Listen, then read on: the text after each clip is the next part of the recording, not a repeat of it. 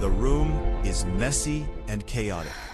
Stacks of sketches, empty coffee mugs, and crumpled sticky notes cover every surface.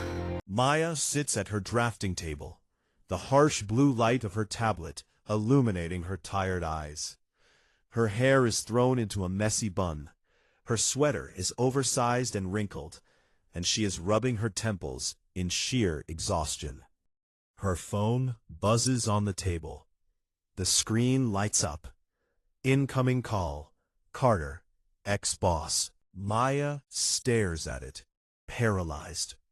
Carter's agency paid well, but it tore away her mental health, her creativity, and her self-worth. She left to build something meaningful, but right now, she's broke and tired. The phone stops ringing, then immediately chimes with a text from him. "We need freelance help on a massive project. Big paycheck. Just like old times. Come back for just this one project. Let's get some closure on how you left." Closure on how I left? I'm so tired of struggling. Just this one time won't hurt. It's just for the money.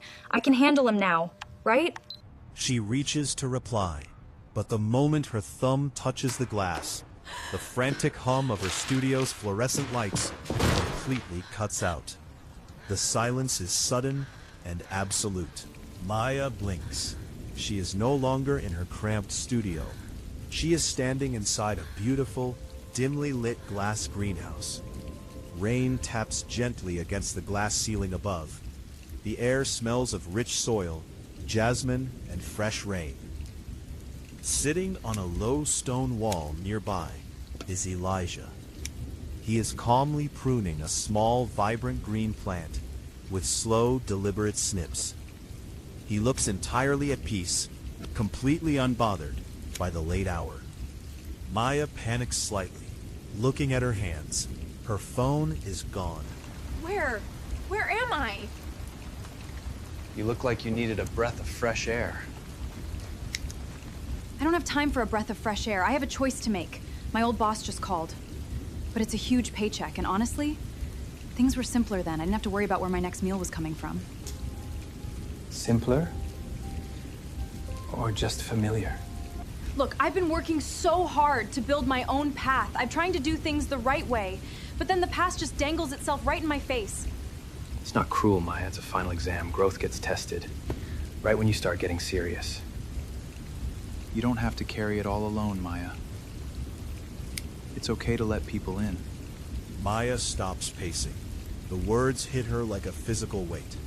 She looks around the quiet greenhouse, the truth of his words sinking in. But he mentioned getting closure. We left things on such a bad note when I quit.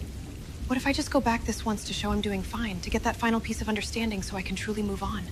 When I pull a weed out by the roots to save the garden, I don't plant it back in the soil a week later just to see if we can get along.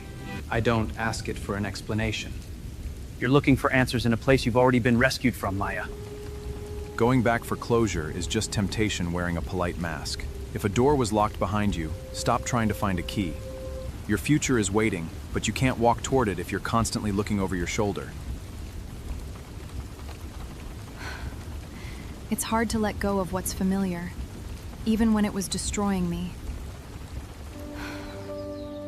But oh, the things that will grow in its place if you just let it stay dead.